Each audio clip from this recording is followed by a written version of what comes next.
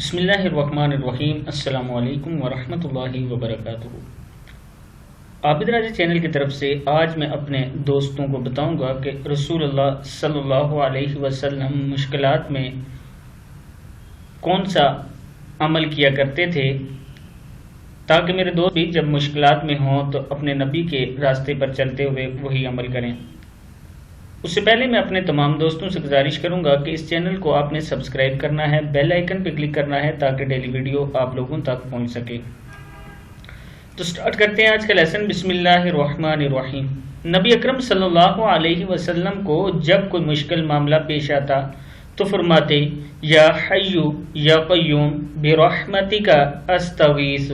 کیا ہے؟ یا حی یا قیوم برحمتک استغیث۔ اے زندہ جاوید، اے قائم دائم، میں تیری ہی رحمت کے ذریعے مدد کا طلبگار ہوں۔ ترمذی کی حدیث ہے۔